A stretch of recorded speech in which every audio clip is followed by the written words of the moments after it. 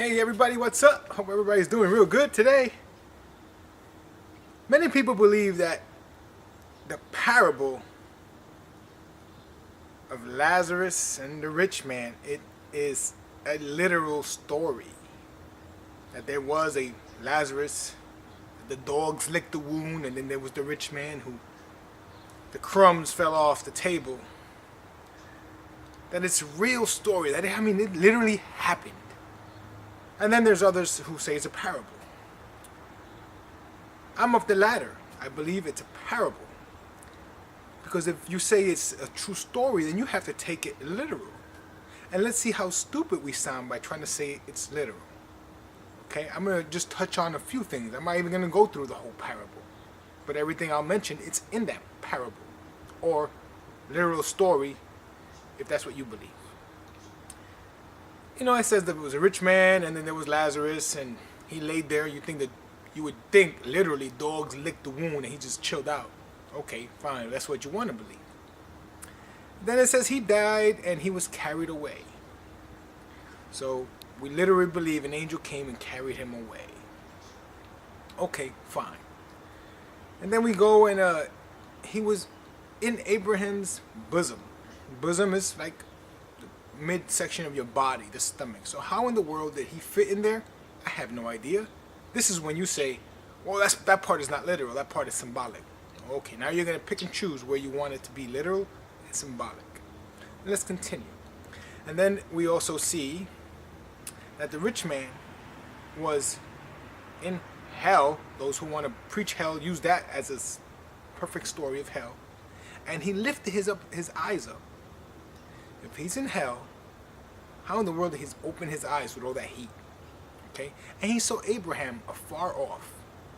Okay, let's just say that's literal.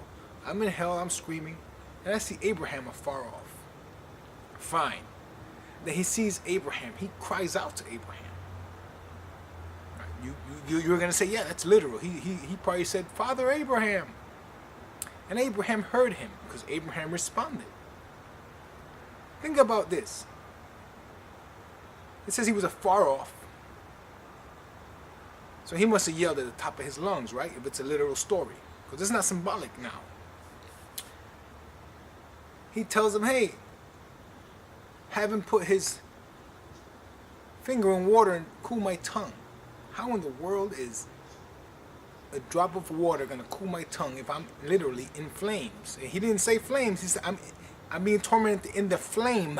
One flame. Okay, so if it's literal, it's one flame. So it's I don't know how hot it's going to be. This is how silly we look, because now we'll say, no, that's just symbolic, or that's literal. How in the world did he speak to him?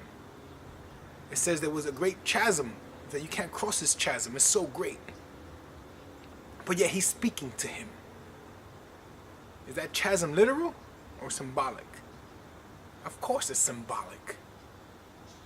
Now you might say, oh, it's a literal, a real place where you cannot cross from here to there. How in the world did he speak to him?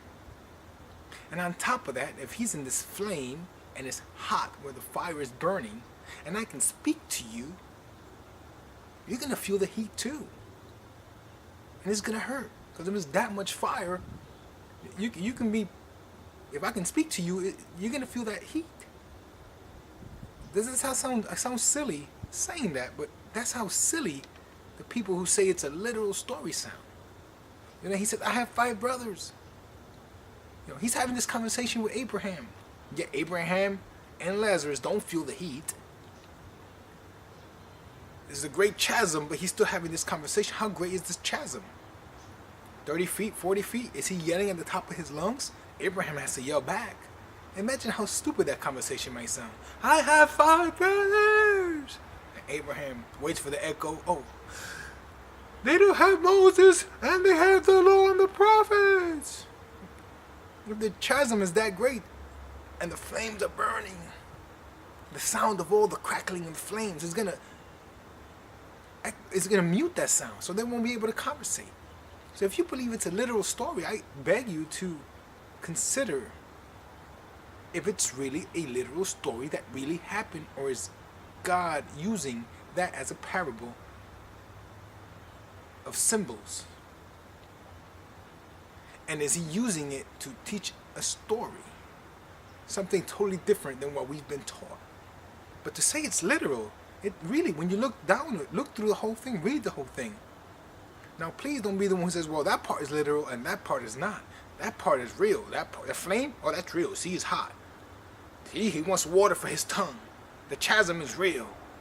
Oh, yeah, him going to Abraham's bosom, that's symbolic. You know what you sound like? You would sound like the translators who translated the King James Version, where they chose where they want hell to be, and they want to use that word be translated as grave. I can imagine what the Bible would be like now if we was to be the first ones to translate it. Because we believe God is going to burn people, so then we'll put hell all over the place. But that story is a symbolic story. I ask you to consider whether it's literal or symbolic. It's up to you, but you sound silly if you say it's literal. God bless you, and don't ever forget that what Jesus Christ did is enough.